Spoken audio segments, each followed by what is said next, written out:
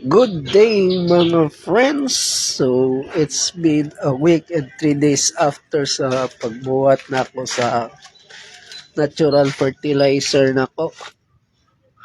So tanawon na to sa itsura na ni.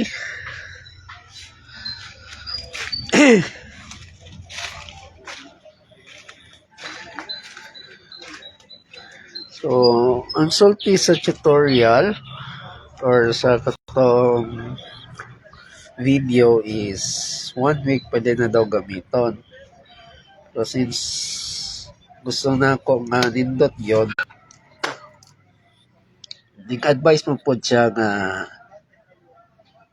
more about 1 month daw di mas nindot. So talaw la to sa itsura na after a week. So let's look at it. So mao ni siya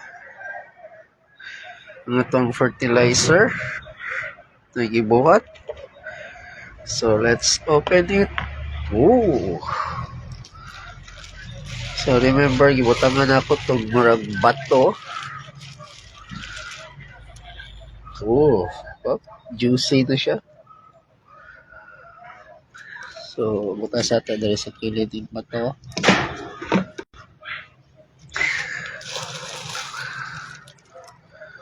Okay, so kung i-recall ninyo, last na kong botalis, wala ko nagibutangan og liquid.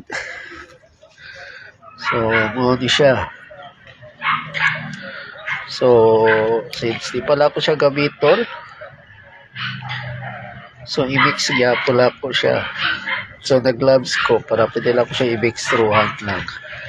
So, kung isa ko gi-feel, napay gabay nga, kung makita niya.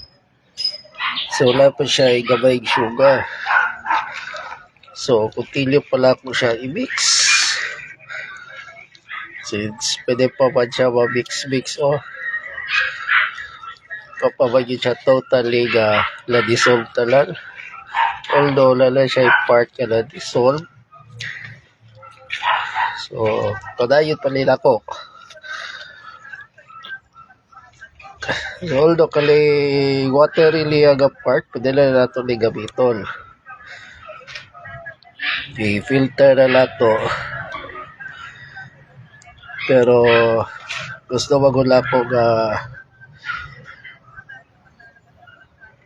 ba-full ako 1 month. So, this is a week and 3 days after. Wala nilang itsura. Wala pa siya konting sugar. So, padayulon pagyapon ako. Sarad alam po lang ko siya balik. Then, next na to talaw lali is next week na po after 2 weeks. Kung salay resulta ali after 2 weeks. So, i-close na to siya balik. Maurag yan po ako gamiton pag-close.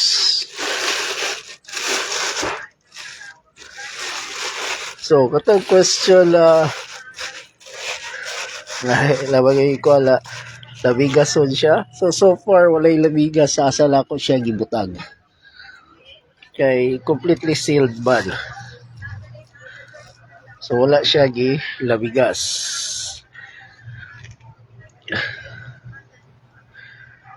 So, maybe karon labigason siya. Talaw nga nagkabesya pag gawas. So, isil na po lang siya balik. Then, let's look at it after na po, 2 weeks after.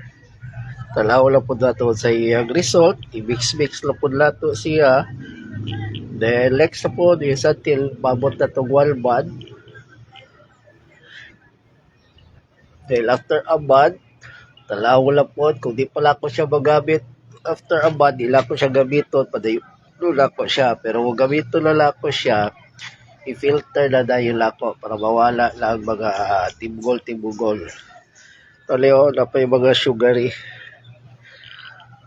So, thank you for watching. See you sa tuwang next video. Buhay dialysis patient. So, I'm a dialysis patient.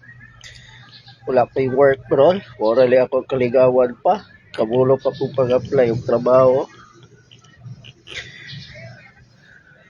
See you next video. Don't forget to like, share, and subscribe or follow my YouTube channel on Facebook. Thank you.